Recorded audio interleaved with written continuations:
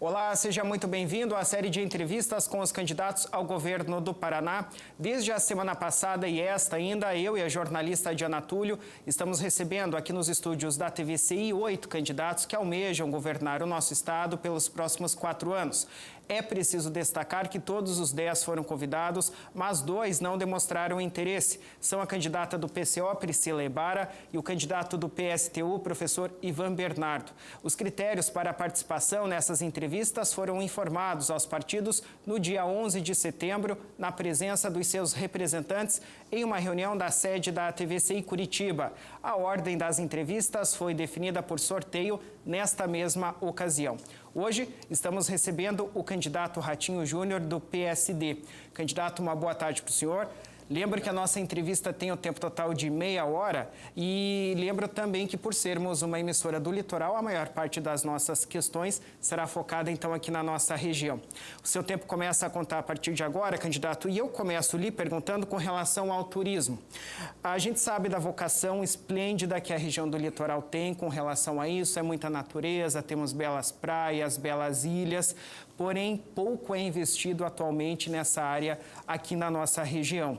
A Ilha do Mel, por exemplo, que é um dos principais pontos turísticos do Brasil, inclusive, sequer tem um trapiche decente que traga segurança para o turista que chega, seja de outras regiões do Brasil ou mesmo de fora do país, né?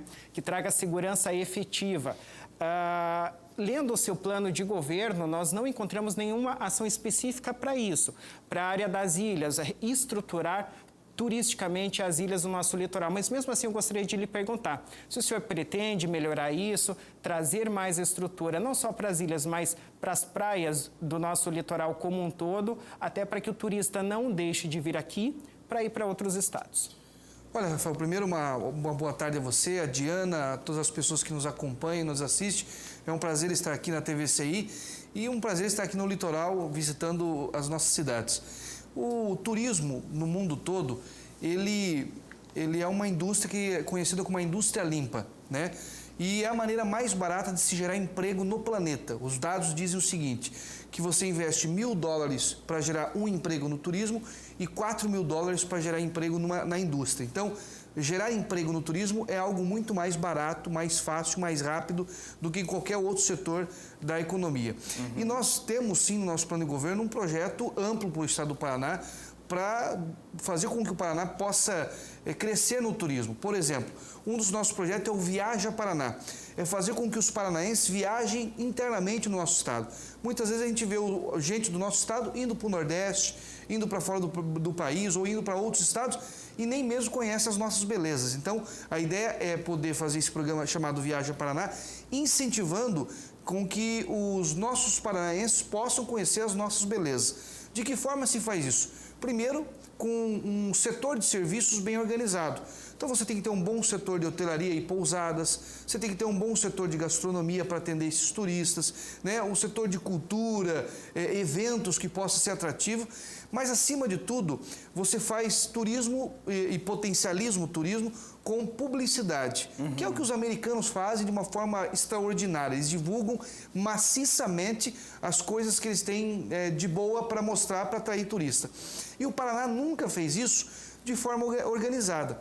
Está no meu plano de governo ter 35% da verba publicitária do Estado, que é um volume grande de dinheiro, chega em média 120 milhões por ano o investimento em publicidade no Estado, é fazer para o nosso turismo. Então nós vamos investir muito na divulgação do nosso Estado para os paranaenses e também para fora.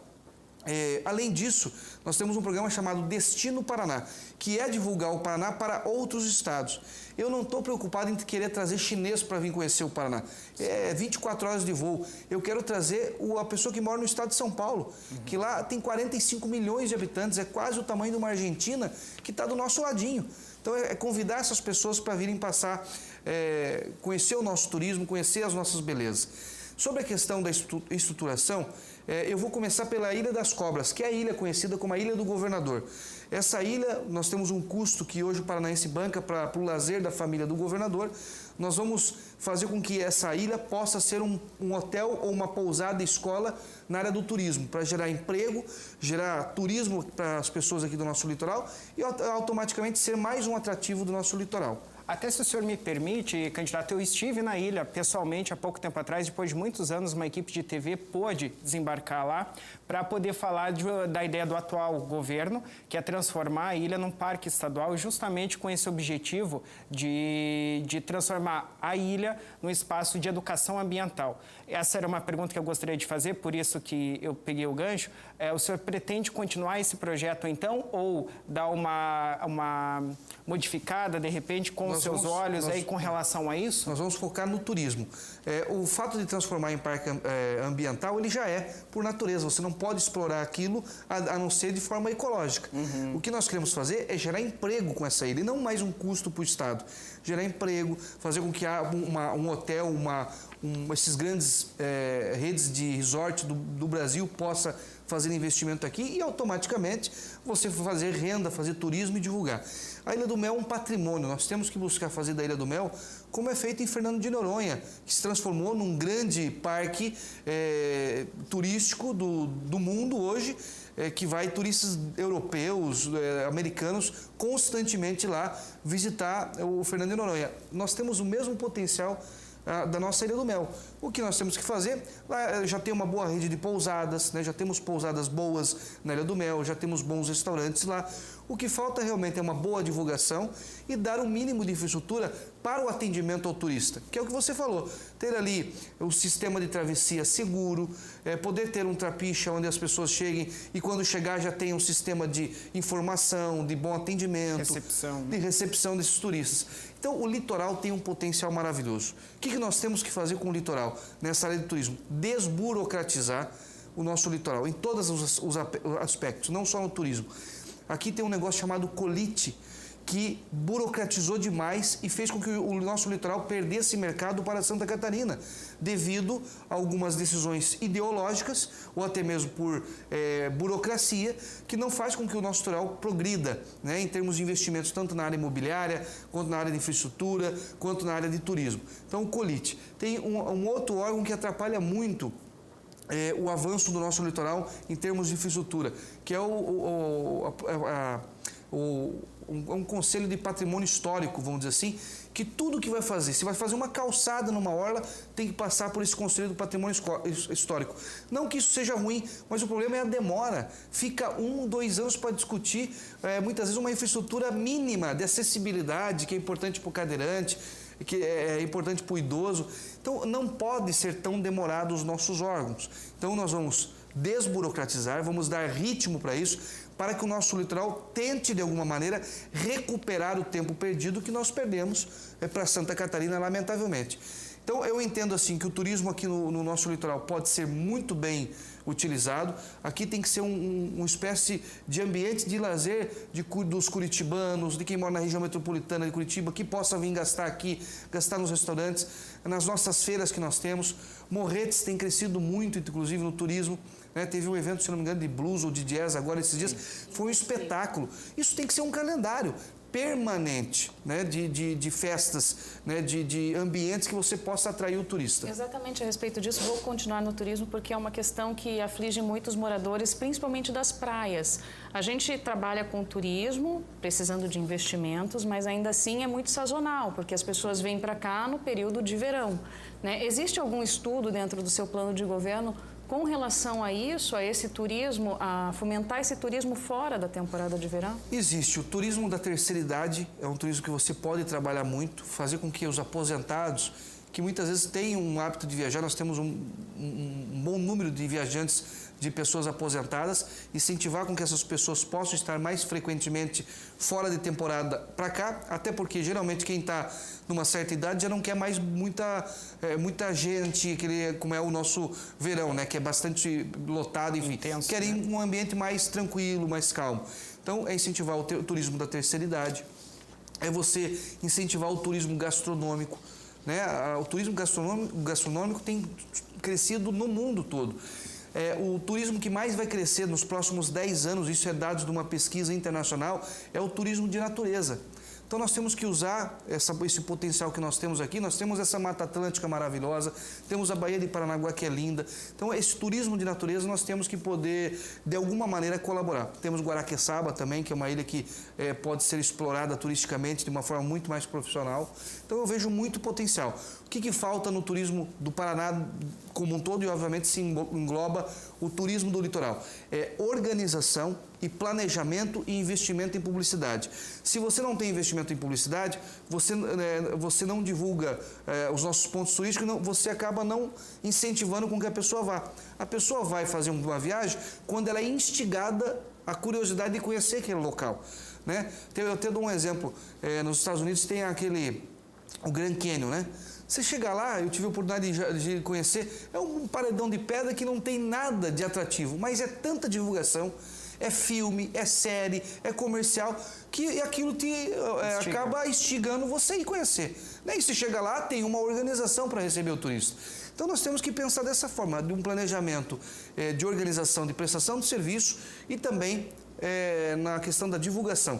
E o meu compromisso é fazer com que 35% desse recurso do orçamento do Estado em publicidade vai ser para divulgar o nosso turismo. Candidato, o senhor falou agora há pouco sobre o Culite, né, que acaba atravancando muitas obras aí. Eu gostaria de citar duas que se fala muito aqui na região e eu gostaria de saber se o senhor tem a intenção, caso seja eleito, de tocar para frente. Por exemplo, são duas pontes. A ponte que liga a Ilha dos Valadares, aqui em Paranaguá, ao continente, já que 90% das pessoas que moram lá trabalham aqui, precisam muitas vezes a uma emergência médica, daí a balsa, quando o morador só pode atravessar de carro pela balsa, chega na madrugada, às vezes tem um problema de saúde e não consegue atravessar. São mais de 30 mil habitantes lá, maior do que muitos municípios que nós temos aqui no estado.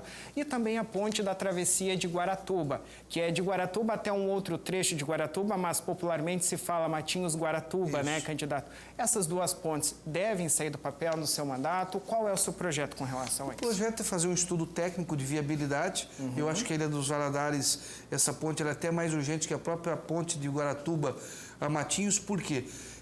Eu vejo que você soluciona um problema na travessia de Guaratuba a Matinhos e acaba criando outro.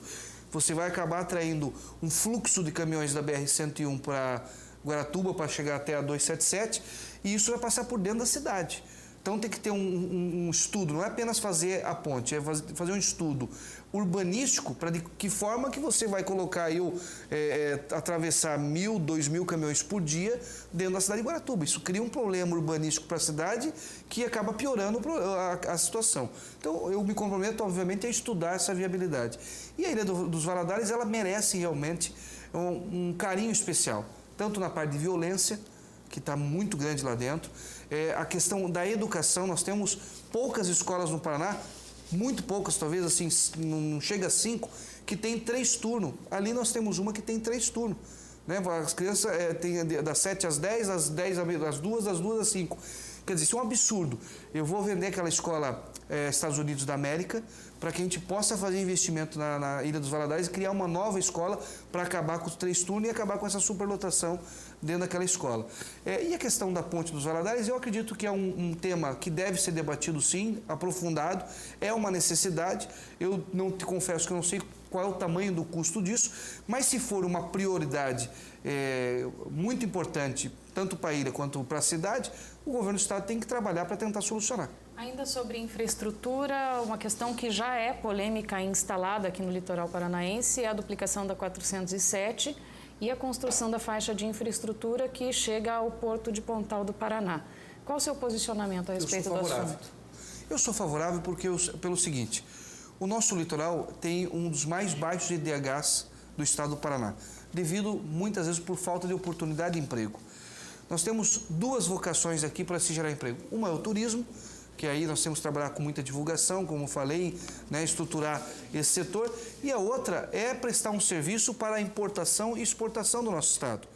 O que seria do Paraná, de Paranaguá e do Paraná sem o Porto de Paranaguá? Se nós temos o potencial em Pontal de ter um porto moderno, um porto privado, que é muito difícil você arrumar dinheiro para um alto investimento como é esse, de um calado de 16 metros para você já começar a receber os navios chineses, né, que são os super navios, que são maiores que os navios panamenhos. Nós temos que preparar isso. Você deixa o Porto de Paranaguá com o seu viés de agronegócio, né, que é o maior da América Latina na área de agrícola, e também ali com a TCP, que já faz um bom atendimento no terminal de contêineres, mas você dá oportunidade para um novo porto também atender esse crescimento do Paraná, porque a agricultura do Paraná e a nossa indústria tem dobrado de tamanho a cada 10 anos. Um porto desse não fica pronto de um ano para o outro, ele demora aí 5, 6 anos para ele ter viabilidade. Então nós temos que programar já para que ele possa ficar pronto daqui 4, 5 anos e gerar emprego para aquela região toda, que vai ser para todo o litoral, e automaticamente desenvolver o nosso litoral também na prestação de serviço portuário. Até com relação a isso, candidato, a infraestrutura, obras aqui para a nossa região que possam trazer mais economia, existe também um projeto já que está sendo tratado, que é uma nova linha férrea que vai ligar o Mato Grosso do Sul até aqui Paranaguá. O senhor vê essa obra como necessária? O senhor pretende continuá-la até para escoar melhor a produção brasileira por meio do terminal paranaense? Eu vejo, é necessária, né? Nós temos essa linha férrea que hoje é tocada pela Rumo, que é uma linha férrea que foi feita aí há 60 anos atrás, 80 anos atrás, né? E serve até hoje, mas precisa ser modernizado. Nós temos que criar um novo ramal, até para atender a região oeste do Paraná, que tem crescido muito o agronegócio. Foi feita uma PMI pelo governo há 1 ano e meio atrás para apresentar investidores, apareceu alguns investidores, mas eu não acredito na viabilidade dela de uma hora, assim, a curto prazo, desde Maracaju, Dourados até Paranaguá. Mas se nós conseguirmos fazer o trecho Curitiba-Paranaguá até a Ferroeste e conseguir expandir até Guaíra, que fica na divisa com o Paraguai e na divisa com o Mato Grosso do Sul, e em Guaíra a gente cria uma central de recebimento de grãos dos produtores de soja que desce do Paraguai através de balsa e dos produtores do Mato Grosso do Sul, e ali poderia descarregar sua soja e daí ela vir de trem até Paranaguá, eu acho que é uma grande solução. O que tem que talvez possa fazer avançar esse projeto ou retardar esse projeto? Tem uma discussão da Rumo, que é a empresa operadora hoje das nossas linhas férreas do Estado, que elas estão tentando no governo federal fazer uma prorrogação do contrato. Havendo a prorrogação do contrato, se o governo federal der essa prorrogação, eu acredito que a própria Rumo vai querer fazer investimento nessa outra linha, né? Ser uma das participantes na licitação. Se não houver a prorrogação, aí eu acho que vai vir algum grupo internacional, que é o que a gente espera, que possa fazer esse investimento de Paranaguá até Cascavel e Guaíra, estendendo até Guaíra. Como nós já passamos da metade da nossa entrevista, eu vou entrar no assunto segurança. No seu programa de governo existe muito a respeito da segurança, se diz lá que é uma necessidade, inclusive, que é das mais aclamadas pela população, e aí o senhor cita alguns, dentro do programa, a cidade da polícia, aparatar as bases móveis, viaturas equipadas, projeto Falcão, que é o monitoramento de drones e helicópteros, e o projeto Olho Vivo, que é monitoramento eletrônico nas cidades. Isso. Mas, ao mesmo tempo, o senhor fala sobre uma máquina inchada, né, e o corte de gastos dentro do governo do Estado. Como conciliar essas duas coisas? Diana, justamente fazendo o enxugamento da máquina. O que aconteceu ao longo dos anos, isso é um problema não só do Paraná, mas é um problema do Brasil. Foram se criando esse modelo político antigo, velho, aquela metodologia seguinte: eu tenho que atender o presidente do partido, então cria uma secretaria para ele ficar feliz. Eu tenho que atender o vereador, o deputado que perdeu a eleição, mas eu tenho que agradar ele. Aí cria uma secretaria para atender. Tem que atender uma secretaria para um parente meu. Foram criando secretarias, chefe de gabinete do chefe de gabinete, diretor do diretor, que a máquina pública ela ficou tão inchada que hoje os impostos que nós pagamos já não alimentam mais essa máquina pública. Então nós temos que o quê? Desinchar a máquina pública. O que eu vou fazer? Está no meu plano de governo. Vou cortar pela metade o número de secretarias. Nós vamos ficar com aquelas secretarias que realmente precisam para atender a comunidade, que é segurança, saúde, educação, infraestrutura e assim por diante, que são aquilo que é realmente para você poder levar qualidade de vida para as pessoas. E fazendo isso, você faz com que diminua o custo da máquina pública e automaticamente você faz com que a prestação de serviço para o cidadão chegue de forma mais rápida.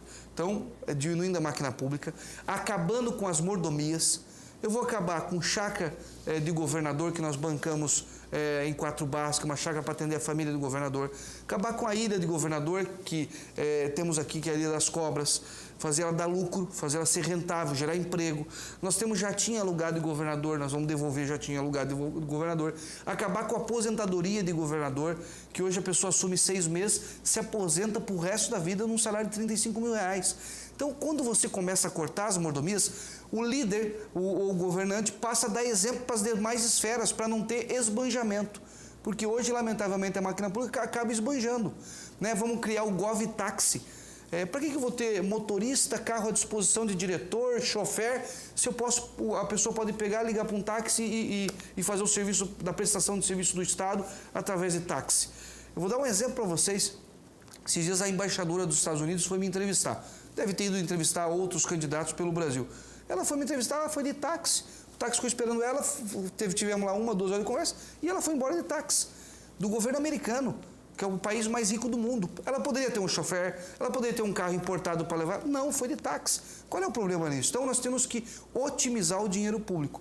Então, quando a gente fala de investimento em segurança pública, é porque isso vai ser uma prioridade. Nós vamos tirar de outros gastos que tem o governo para priorizar. Vou te dar outro exemplo. O governo do estado tem 6 mil imóveis e aluga mais 1.800. Alguma coisa está errada. Tem necessidade o governo ter tanto imóvel assim? Tem um reflorestamento, o governo do estado, de 36 mil hectares, que vale alguns milhões de reais, centenas de milhões de reais.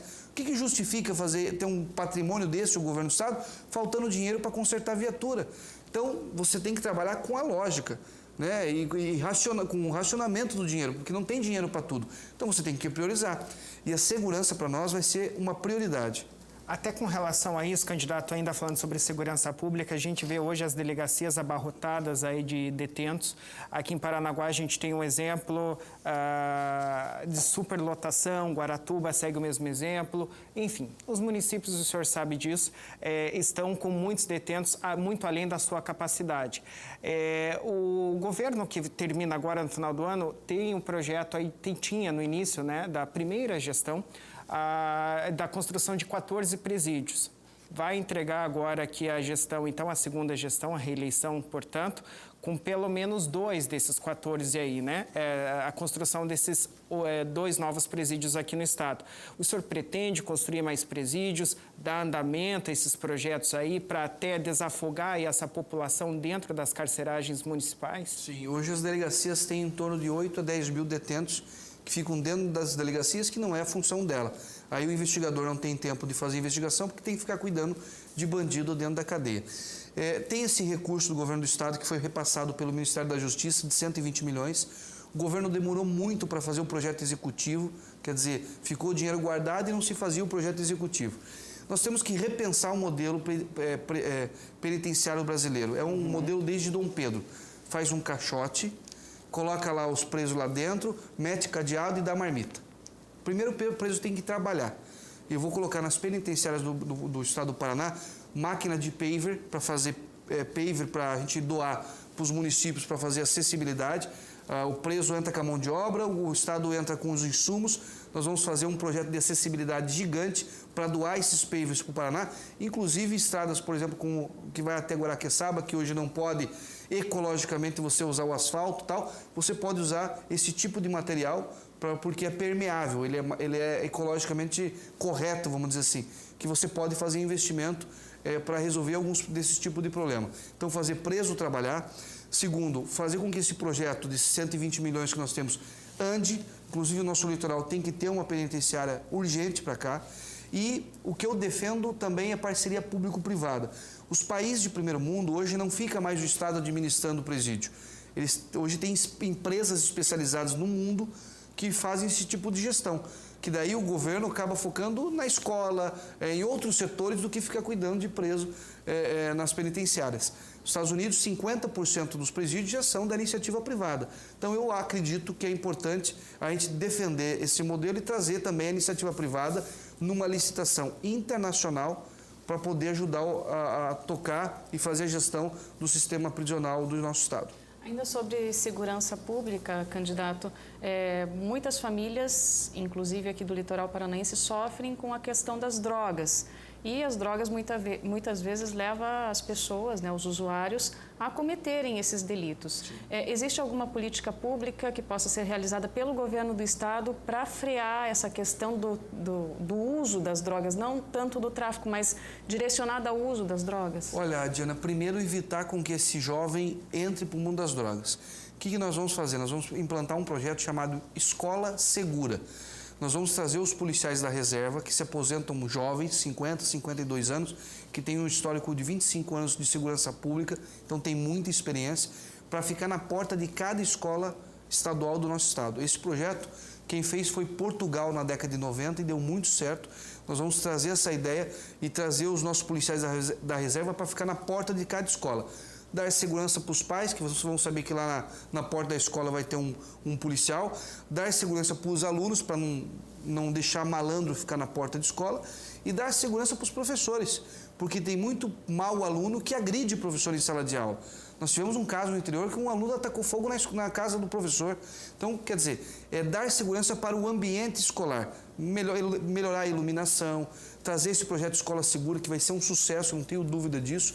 E, ao mesmo tempo que ele está na porta da escola, no momento que a criança está dentro da sala de aula, esse profissional, esse policial, vai dar curso do ProERD para esses alunos, que é uma conscientização para que ele não entre no mundo das drogas, feito por um profissional, né, que conhece muito desse modelo, desse problema, e que, obviamente, vai contribuir para que a gente cria consciência para esse jovem que ele não entre no mundo das drogas. Candidato, eu gostaria, nós temos pouco menos de 2 minutos para os 3 finais de considerações finais, e eu gostaria ainda de passear pelos assuntos aí da educação e também da saúde. Vamos ver se a gente consegue dar uma resumida nesse pouco tempo aí sobre a precariedade do hospital regional que nós temos aqui em Paranaguá também, que atende aos 7 municípios da região, e as escolas do estado. Muitos locais aqui, ilhas, comunidades pesqueiras, são multisseriadas, acabam dividindo o mesmo espaço com o município, e essas estruturas estão ruins.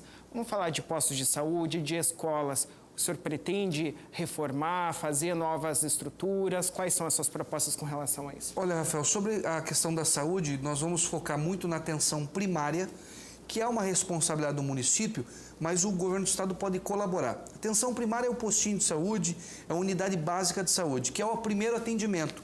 Quando esse primeiro atendimento não é bem feito, a pessoa recorre ao hospital, aí acaba superlotando o hospital. Então, a atenção primária tem que ter um serviço de excelência.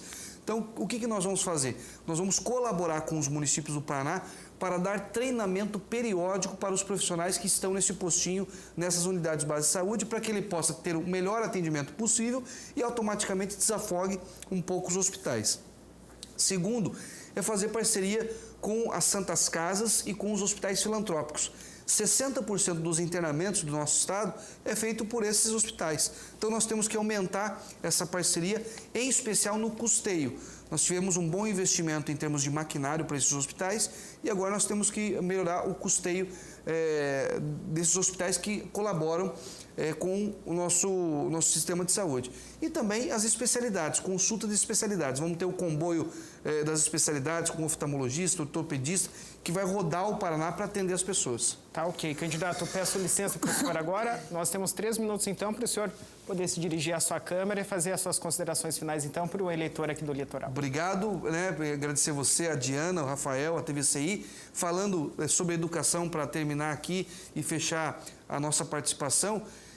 Nós vamos fazer o projeto Escola Segura para dar segurança para os nossos alunos. Vamos implantar o projeto Ganhando o Mundo. Os melhores alunos de escola pública do estado do Paraná, nós vamos bancar intercâmbio internacional nos Estados Unidos, no Canadá, na Inglaterra, na Espanha, países de língua inglesa ou língua espanhola, para que essa criança possa conhecer um país de primeiro mundo, aprender uma segunda língua e, obviamente, ajudar o Paraná a também se transformar num estado de primeiro mundo quando eles retornarem para cá. Vamos implantar o projeto Ganhando o Mundo Professor. Os melhores professores também vão fazer cursos fora do país para entender e conhecer novas metodologias de trabalho na área da educação.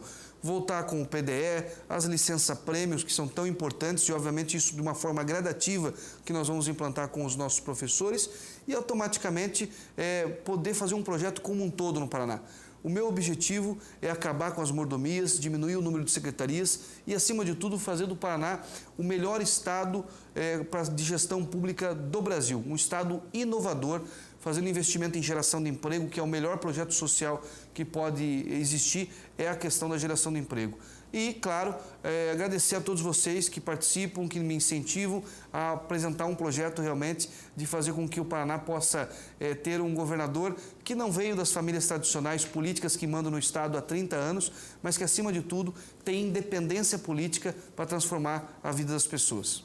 Candidato, o senhor tem ainda 1 minuto e 5 para usar. Se o senhor quiser fazer o uso... Não, agradecer Paranaguá. Eu estive visitando Paranaguá, estive visitando Matinhos, Guaratuba, Morretes, o nosso litoral como um todo, e fui muito bem recebido. Quero agradecer e sei também que o poder público, de modo geral, ao longo da sua história, tem uma dívida de gratidão com o nosso litoral. Nunca foi feito o investimento necessário para o litoral, por tudo que o litoral já fez pelo nosso estado.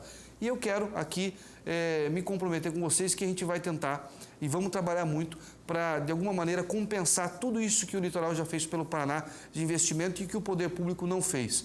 Eu não sou filho da política, eu sou filho do trabalho. As pessoas conhecem a história de vida da minha família, que é uma história de luta igual a de milhares de paranaenses. Eu estou na política por missão e por gratidão, por devolver ao Paraná tudo que o Paraná deu de oportunidade para a minha família. E, claro, quero fazer isso com uma gestão independente e moderna para o nosso estado, para melhorar a vida das pessoas e automaticamente fazer do Paraná o melhor estado para se viver. Tá certo, candidato. Mais uma vez eu quero agradecer a sua presença aqui conosco, esclarecendo um pouco mais aí sobre seus planos de governo. Gostaria de lembrá-lo a você de casa que amanhã o candidato que estará conosco aqui nessa entrevista, aqui o candidato que pleiteia o governo do estado é o Dionísio Marinho. Agora a gente vai para o programa eleitoral obrigatório e na sequência a gente volta com Voz.